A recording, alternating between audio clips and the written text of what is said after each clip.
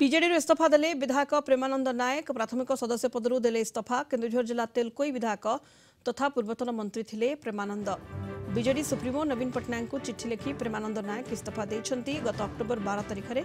ए इस्तीफा पत्र लिखिथिले प्रेमानंद 2009-2019 बीजेडी लढ़ी विधायक होइथिले प्रेमानंद 2019 कैबिनेट रे दक्षता विकास विभाग मंत्री थे 2009 मसीह बीजेडी लड़ी 17,000 अधिक भोट्रे जीति तेज 2014 मसीह बीजेडी टिकेट दे नथिला बीजेडी लड़ी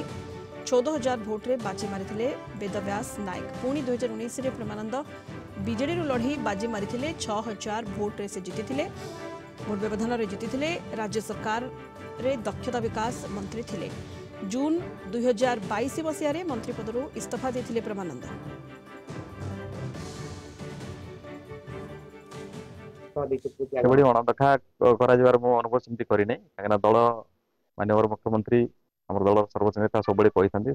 ଯିଏ ଯୋଉ ଦଳର ଯଦି ଦଳର ନୀତି ଆଦର୍ଶକୁ ଭଲ ପାଇକି ଆସୁଛନ୍ତି ତାହେଲେ ସମସ୍ତଙ୍କୁ ସ୍ୱାଗତ କରାଯାଏ ଦଳ ତରଫରୁ ସେମିତି ମୋ ତରଫରୁ ମୁଁ କେବେ ଅନୁଭବ କରିନି ଯେ ତାଙ୍କ ଦଳର ଅଣଦେଖା କରାଯାଇଛି ବୋଲି କିନ୍ତୁ କ'ଣ ପାଇଁ ସେ ନିଷ୍ପତ୍ତି ନେଲେ ତାଙ୍କ ବ୍ୟକ୍ତିଗତ ଦେଖନ୍ତୁ ପ୍ରଭାବ ତ ଆମର ମାନ୍ୟବର ମୁଖ୍ୟମନ୍ତ୍ରୀଙ୍କର ଯୋଉ ସ୍ୱଚ୍ଛ ଶାସନ ଦୃଢ଼ ନେତୃତ୍ୱ এবং বিকাশ আজি সারা ওড়িশার এবং কেন্দুঝর জেলার মধ্যে যেভাবে বিকাশ কাম চালিছে তেণু সে ସବୁବେଳେ ବି କହୁଛନ୍ତି ସେ ସାରା ଓଡ଼ିଶାର ଏବଂ କେନ୍ଦୁଝରବାସୀ ସେଥିପାଇଁ ତାଙ୍କୁ ବାରମ୍ବାର ଆଶୀର୍ବାଦ କରିଛନ୍ତି ଏବଂ ଆଗାମୀ ଦିନରେ ମଧ୍ୟ ସେ ଆଶୀର୍ବାଦ କରିବେ ତେଣୁକରି ମାନ୍ୟବର ମୁଖ୍ୟମନ୍ତ୍ରୀଙ୍କର ଆମ ରାଜ୍ୟ ସଭାପତିଙ୍କର ଯୋଉ ବିକାଶ